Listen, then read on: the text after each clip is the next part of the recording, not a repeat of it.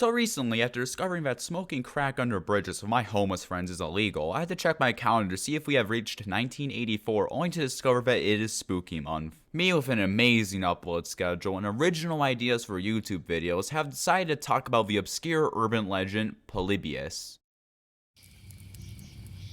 So this story takes us back to 1981, where times are easy and major world events happen, such as Donkey Kong was released, and the CIA invented AIDS. Sadly, we find ourselves in Portland, Oregon, where in one or two different arcades, some black suited men installed two different arcade cabinets with the name Polybius. It is said that rambunctious youth who played these games would experience hallucinations, nightmares, amnesia, and a bunch of other side effects. Men in black suits would check on the machines every few days to collect data from them, and as quickly as they appeared, they disappeared. Polybius will not be mentioned again until the year 1998 on an online forum. On said forum, someone stated the game was made by a German company called Sinneslogen, and it played like another arcade game called Tempest. In addition, in 2003, a game magazine spoke about the game, declaring its existence to be questionable. This exposed the urban legend to a wider audience. Soon after, a man named Stephen Roach, who claimed to have worked on Polybius and worked for Sinneslogen, said that he was paid by a South American company to program Polybius. It's highly regarded that Stephen Roach did not work on Polybius.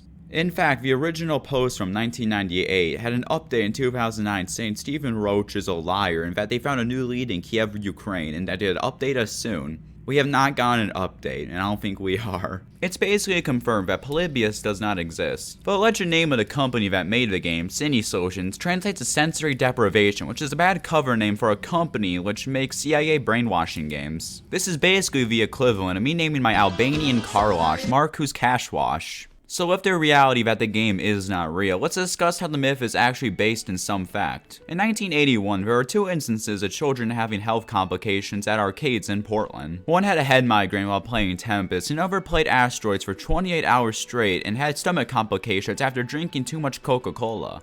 So that created the arcade machine creating health issues side of the myth, but what about the government agent side? Well, we have an answer for that too. During the 1980s, before Discord servers, where degenerate youth would hang out at arcades, and these hoodlums would sell stolen goods and narcotics, and God forbid, play video games. So police started to crack down on these locations, and to do that, they raided a variety of arcades in the Portland area, and discovered that some of them were gambling dens for children. They also made a fake arcade with cameras in all the machines to catch the hooligans in the act. So with feds poking around arcades and kids collapsing inside of them, that gave some soul the idea of the Polybius myth. That's the video for today. Before we end it, happy spooky month, and to whoever made this epic fan art, thank you. Subscribe, thanks for watching my garbage. Bye.